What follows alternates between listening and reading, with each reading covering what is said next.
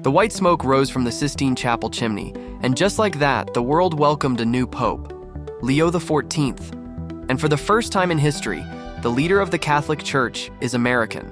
So naturally, everyone's asking, how does Pope Leo feel about Donald Trump and his administration? Are you planning to meet the Pope in the near future? Mr. President. Before he became Pope Leo XIV, he was known as Cardinal Robert Prevost, a Chicago native. Watching and they said, he's from America. I said, that's great. He spent decades in Peru working as a missionary, teacher, and priest before being brought to the Vatican by Pope Francis himself. In fact, they were close allies. Francis clearly saw something in him, appointing him bishop in Peru in 2014, and later putting him in charge of vetting bishops worldwide. Thank you to Pope Francis. Leo XIV's brother, John Prevost, said that the new pope has always been more of a humble servant than someone chasing titles. In his heart, in his very soul, he wanted to be a missionary. He didn't want the bishop, he didn't want the cardinal, but that's what he's asked to do, so that's what he did. According to him, Pope Leo XIV has a strong sense of justice, a heart for the poor, and doesn't hesitate to speak his mind. Sounds familiar? Yep. Many already see him as a continuation of Pope Francis's legacy. And I think in that way he will be a second Pope Francis. I think he'll follow right in his footsteps. But what about Donald Trump? Well, President Trump was quick to congratulate Leo XIV. To have the Pope from the United States of America, that's a great honor. That's a great honor. But is the feeling mutual? That's the big question. As a cardinal, Prevost wasn't exactly quiet on social media.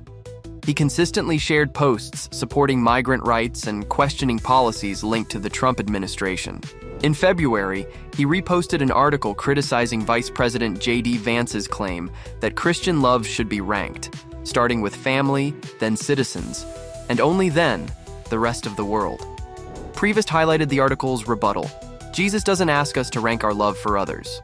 God loves us. God loves everyone. And that wasn't a one-off. In April, he reposted a tweet questioning the deportation of Kilmar Abrego Garcia to El Salvador. The post asked, "Do you not see the suffering? Is your conscience not disturbed? How can you stay quiet? Go back a few years, and you'll find more." In 2018, he shared criticism of the Trump administration's family separation policy. In 2017, he opposed Trump's position on DACA, the Deferred Action for Childhood Arrivals immigration policy. And way back in 2015, before Trump even stepped foot in the White House, Prevost had already reposted an article called "Why Donald Trump's Anti-Immigrant Rhetoric is So Problematic." So, while Trump may have offered his congratulations, Pope Leo XIV's track record suggests their values don't exactly align. But what about his predecessor, Pope Francis? He served through 3 U.S. presidents. So, how did Pope Francis get along with them? Let's take a look. Starting with Barack Obama. When Obama met Pope Francis for the first time in 2014, Francis had only been Pope for about a year. The two didn't agree on everything, same-sex marriage and reproductive rights being major sticking points. But Obama said those topics never came up in their private meeting. Instead, they focused on shared concerns like international conflict and helping the poor.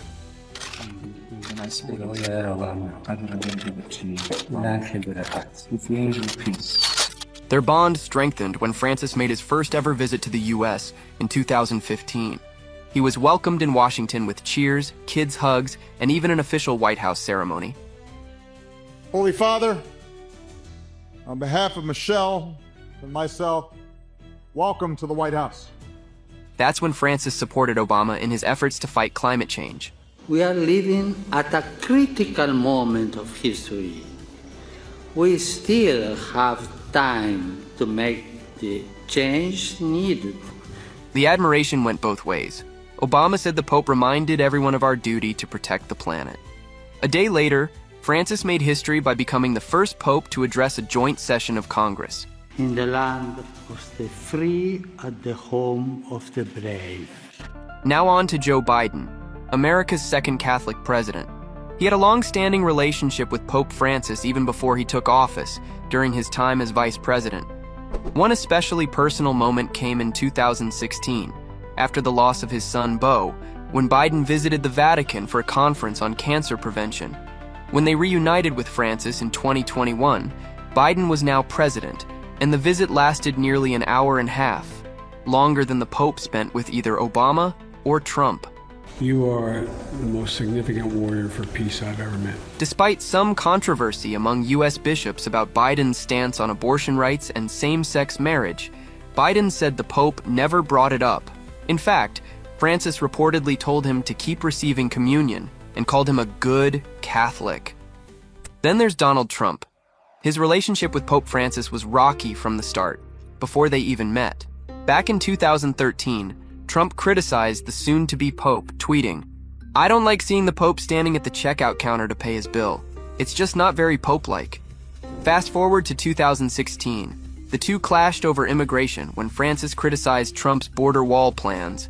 A person who thinks only about building walls, wherever they may be, and not of building bridges, is not Christian. This is not the gospel. And of course, Trump fired back right away. No leader, especially a religious leader, should have the right to question another man's religion or faith. But they did eventually meet in 2017 at the Vatican. And despite their differences, Trump called it a fantastic meeting. Photos of their first encounter told a different story. Trump grinning, the Pope, not so much. But after the talk, the mood seemed to lighten. Francis gave Trump copies of his writings on peace and climate change. Trump, famously skeptical of climate change, said, "I'll be reading them," and added, "We can use peace." Years later, though, Francis continued to challenge Trump's immigration stance. In a letter to U.S. bishops, he warned that mass deportations would end badly. He also made a pointed remark about Vice President J.D. Vance, who had converted to Catholicism in 2019, saying policies based on force, not on human dignity, are doomed from the start. And in a twist of fate, J.D. Vance was one of the last world leaders to meet with Pope Francis, just hours before his passing. I know you've not been feeling great, but it's good to see you in better health. A powerful moment. Two men with deeply different views on faith and leadership meeting one last time. Well, it seemed like the tensions between Trump and Pope Francis were finally put to rest. After the Vatican announced that the Pope had passed away at the age of 88, Trump paid his respects on Truth Social, writing, "Rest in peace, Pope Francis. May God bless him and all who loved him." He was a good man, worked hard, he loved the world.